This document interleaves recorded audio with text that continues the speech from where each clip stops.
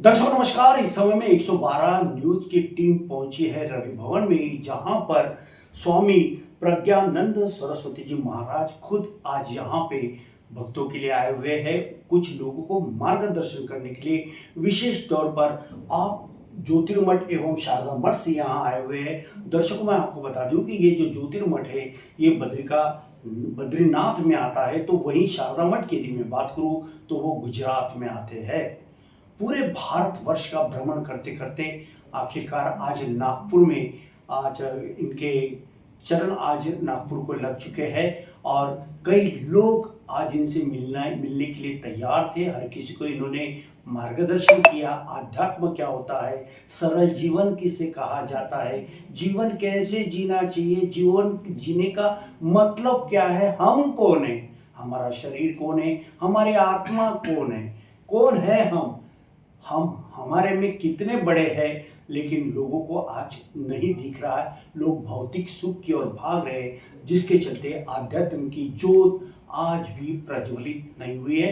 ये तमाम दर्शकों के दिल की जो बातें हैं हम सीधा अभी रूबरू करना चाहेंगे। आज के खास मुलाकात 112 न्यूज के लिए खास मुलाकात इस कार्यक्रम के लिए नागपुर आए आज के हमारे विशेष मेहमान स्वामी प्रज्ञानंद सरस्वती जी महाराज। मैं कार्यक्रम की शुरुआत में आपका बहुत बहुत स्वागत करता हूँ। बहुत बहुत धन्यवाद। भगवती की कृपा रहे।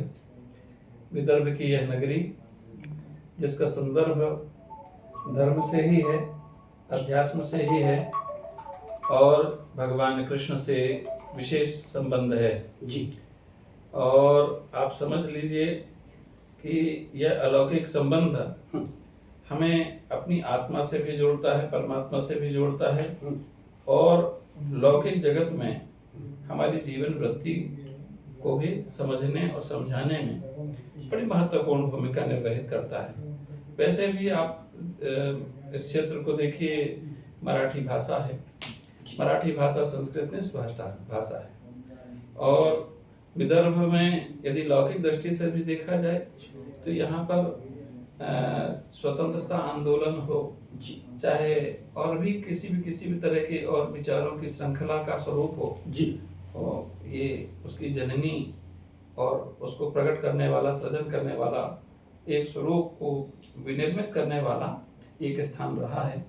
और यहाँ पर आना, यहाँ के लोगों से मिलना, अध्यात्म की चर्चा करना। आपने कहा ना कि मैं कौन हूँ, शरीर कौन है, ये बड़े यक्ष प्रश्न हैं।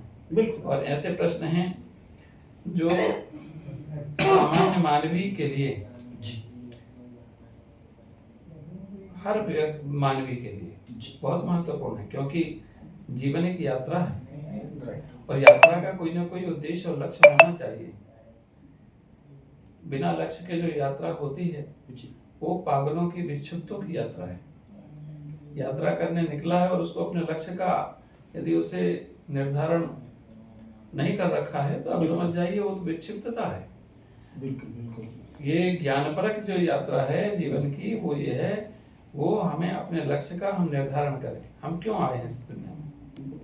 अथातो ब्रह्म जिज्ञासा, ब्रह्म सूत्र का पहला सूत्र है जी, कि हम उस ब्रह्म को जानने के लिए, निर्वाण को प्राप्त करने के लिए, मोक्ष को प्राप्त करने के लिए साधन धाम मोक्ष कर द्वारा, ये शरीर जो है मुक्ति का मार्ग वो प्रशस्त करने वाला, शरीर माध्यम खरु धर्म साधनम, धर्म को साधन बना करके उस परम मोक्ष को प्राप्त करने के लिए, भगवत प्राप्ति के लिए, भगवत उपासना के लिए जी। और लौकिक जगत में हम संसार में हैं तो संसार के दायित्वों को भी निर्वहित करते हुए अपने परम लक्ष्य को और अपनी परम गति को प्राप्त कर सके। बिल्कुल, ये काफी अच्छी जानकारी इन्होंने दिया कि किस तरह से हम हमारे परम लक्ष्य को हासिल कर सकते हैं या उस मुकाम तक कैसे पहुंच सकते हैं।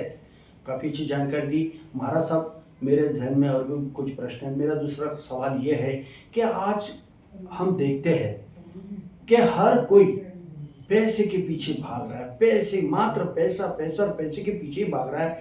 पैसे के लिए पीछे भागना कोई गलत नहीं है, लेकिन बहुत ज़्यादा पैसा आने के बाद कहीं ना कहीं उस जातक की जो बात है वो कहीं ना कहीं आध्यात्मिक की ओर बढ़ते हुए कम और भौतिक सुखों की ओर ज़्यादा दिखाई देती है। इस पर क्या कहना चाहोगे आप?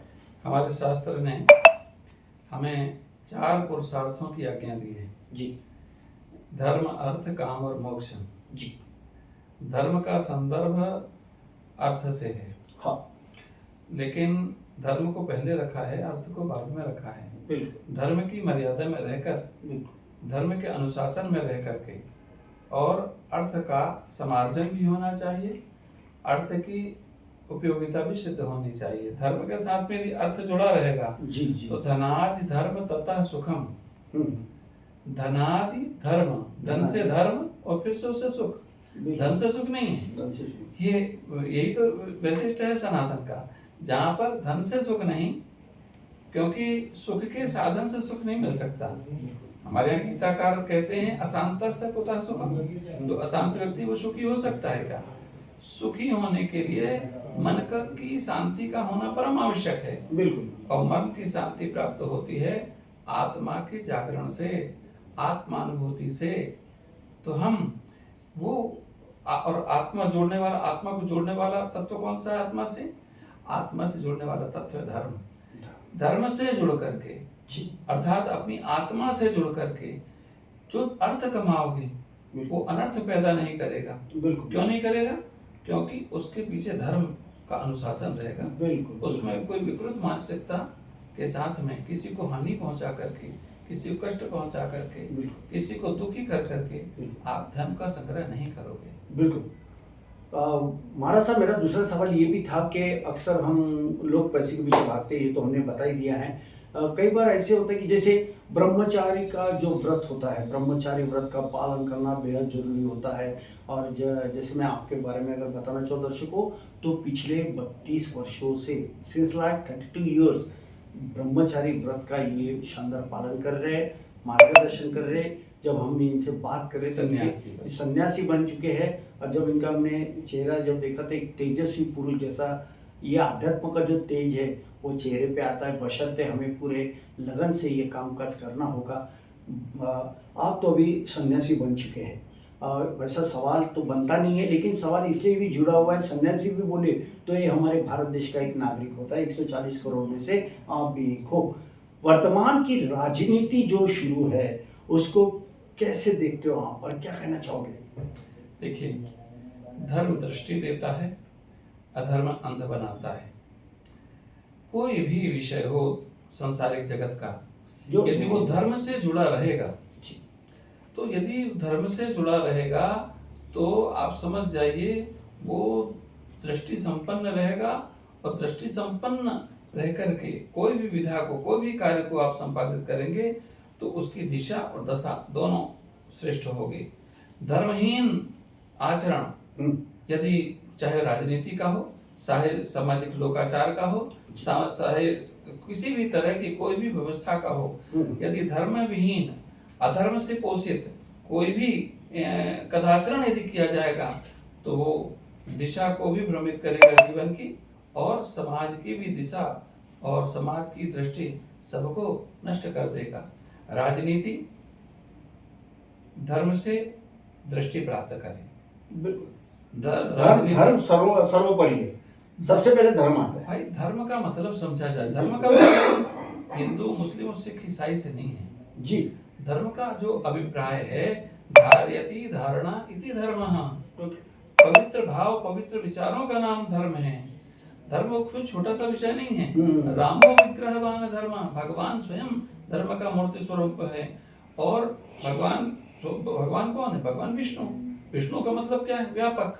जो व्यापक है, व्यापक का मतलब जिसका कहीं अभाव ना हो।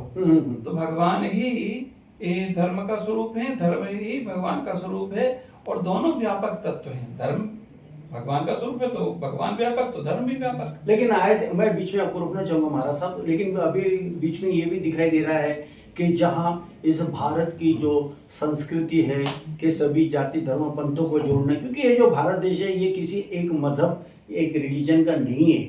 यहाँ सभी जाति धर्म पंथ के लोग रहते हैं, बावजूद उसके कि राजनीति आती है, ऐसा क्या उथल पुथल होती है कि जिसके चलते धर्म के भाइयों में आपस में टकराव सा स्थिति बनी होती है। इसे कैसे दूर किया जा सकता है? धर्म के नाम पर कभी टकराव हो ही नहीं सकता। यदि वास्तव में धर्म की अनुपालना हो रही तो धर्म तो जोड़ने का काम करता है। धर्म का मतलब क्या है? धर्म न दूसरा सत्य समाना। एक बात बताइए, सत्य किसी को तोड़ेगा? सत्य किसी को हानि पहुंचाएगा? सत्य तो सत्य होता है, सत्य तो परमात्मा का रूप है। परमात्मा अर्थात जैसे परमात्मा कौन है? परमात्मा जैसे सूर्य है, जी, भगवान का रूप है। तो सूर्य जो है कभी किसी के साथ में पक्षपात करता है? मैं इनको प्रकाश दूंगा, इनको नहीं दूंगा। जल, इनको प्यास बुझाऊंगा, इनकी नहीं प्यास बुझाऊंगा। जल वरुण देवता है। ऐसे ही धर्म है। धर्म का जो मौलिक स्वरूप है, धर्म का मौलिक स्वरूप समझने की आवश्यकता है।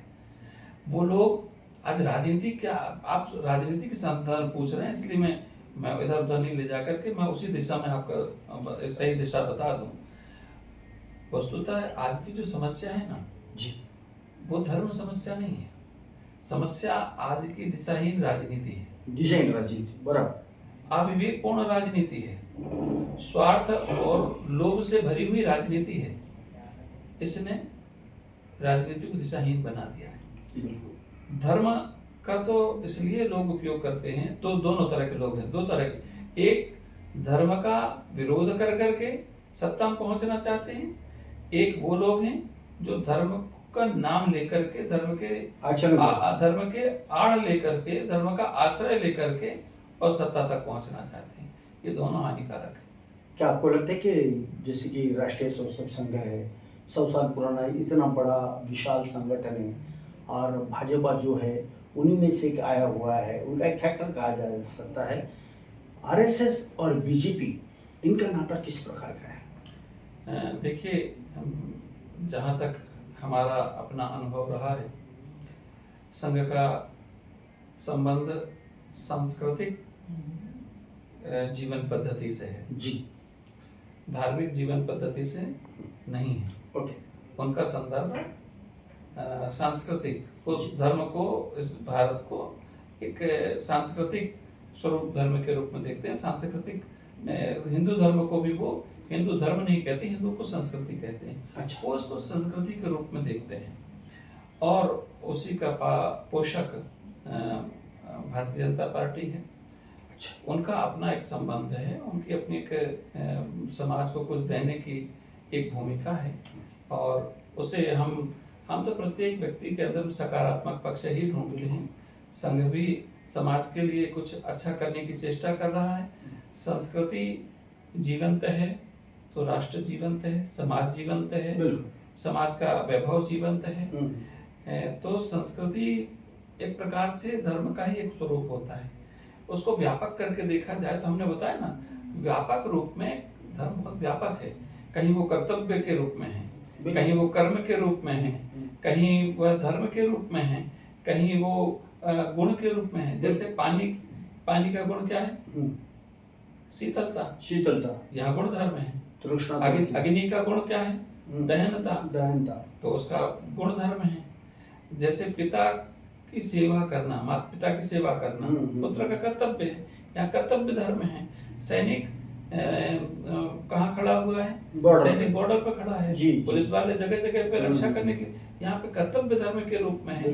हिंदू, मुस्लिम, सिख, ईसाई, यहाँ पर पंथ, परंपराएं, संप्रदाय ये धर्म के रूप में है। तो धर्म बहुत व्यापक तत्व है। आपने अन्य देश भी देखा, भारत को भी बहुत नजदीक से देखा है, कैसा लग रहा है भारत अन्य देशों की तुलना में कहाँ पर है? भाई आपको मैं बताऊं, हमारे एक व्यापक दृष्टिकोण से यदि हम देखें तो सारा विश्व भगवान का रूप। ईश्वर सर्वभूतेषु हृदयेषु अर्जुन तिष्ठति। सारा विश्व वसुधा भगवान का ही रूप है। लेकिन भारत का गौरव क्या है? भारत भगवान का हृदय है। अच्छा, और इसका वैशिष्ट्य क्या है? धर्म यहाँ की धड़कन है। शरीर का महत्व कब तक है? जब तक धड़कन धड़क रही है। शरीर के कोई अंग में विकृति आ जाए, अलग कर दो, फिर भी धड़कन धड़क रही, जीवन चलता रहेगा। लेकिन धड़कन बंद हो जाए तो शरीर का कोई मूल्य नहीं रह जाता। चेतन का महत्व है, धर्म का महत्व है। उसी तरह से भारत भूमि का महत्व यह है कि यहाँ धर्म की धड़कन जब तक धड़कती रहेंगी, सारा विश्व वसुधा सुरक्षित रहेगी, संरक्षित रहेगी। जिस दिन धर्म विहीन शासन व्यवस्था हो जाएगी यहाँ की, उस दिन विश्व भी प्रलयकारी महाप्रलय में जाने से कोई रोक नहीं पाएगा। दर्शकों, समय को ध्यान में रखते हुए हमारे पास तो सवाल की पूरी फेहरिस्त है, और आज के हमारे मेहमान स्वामी प्रज्ञानानंद सरस्वती जी महाराज, इन्हें भी कई और दूसरी ओर भी जाना है। अंत में एक सवाल आपसे जरूर पूछेंगे कि इस समय में 112 न्यूज चैनल के लाखों लाखों जो दर्शक है, वे आपको गौर से देख भी रहे महाराज साहब और सुन भी रहे, क्या मार्गदर्शन करना चाहोगे? देखिए, आप लोग 112 ये एक सूचना का एक इतना बड़ा केंद्र जी आज बन चुका है, और उस सूचना के केंद्र की बड़ी महत्वता भी है। हम तो बस यही कहना चाहेंगे, अतीत को सम्मान दीजिए, वर्तमान को समाधान दीजिए और भविष्य को सही दिशा निर्देश दीजिए। उसी से सभी का जीवन कल्याणमय मार्ग की ओर प्रशस्त करेगा। हमारी बहुत बहुत शुभ अनुशंसा 112 इस न्यूज चैनल के लिए, और आपके पुलिस टाइम्स, सक्षम पुलिस, ऐसे कई सारे आपके वो ये जो सूचना के केंद्र हैं, उन सब के लिए बहुत बहुत शुभ अनुशंसा। और हम भी आपका बहुत बहुत आभार व्यक्त करते हैं। तो दर्शकों 112 न्यूज चैनल में आज के हमारे मेहमान थे जगत गुरु स्वामी प्रज्ञानानंद सरस्वती जी महाराज जिन्हें हमने कई सवाल पूछा, हर सवाल के सही और सटीक जवाब उन्होंने दिया। अंत में एक बात खास तौर पे सामने में आई हुई है कि बिना आध्यात्म के कुछ नहीं हो सकता। अगर भगवान के दर पे जाना है, आत्मा का परमात्मा से यदि मिलन करवाना है, पैसा तो चाहिए संसार के लिए, लेकिन उससे भी कई गुना अधिक है अध्यात्म। स्पिरिचुअलिटी जब तक हमारे जीवन में नहीं होगी, हमारे शरीर के अंदर जब तक आध्यात्मिकता नहीं आएंगी, हम उन्नत और प्रगत कभी भी नहीं हो सकते। इसलिए समय के चलते प्रभु का सिमरन करने, यही सबसे बड़ी शक्ति, सबसे बड़ी ताकत और मोक्ष के द्वार खोल देने वाली है। ऐसे जगत गुरु आज के हमारे मेहमान स्वामी प्रज्ञानंद सरस्वती जी महाराज, इन्होंने बताया है। अगली बार फिर से हम महाराज साहब से अन्य विषयों को लेकर बातचीत करेंगे। तब तक मुझे दीजिए इजाजत, और आप देखते रहिए आपका अपना पसंदीदा न्यूज चैनल 112 न्यूज नागपुर। नमस्कार, बहुत बहुत नमस्कार।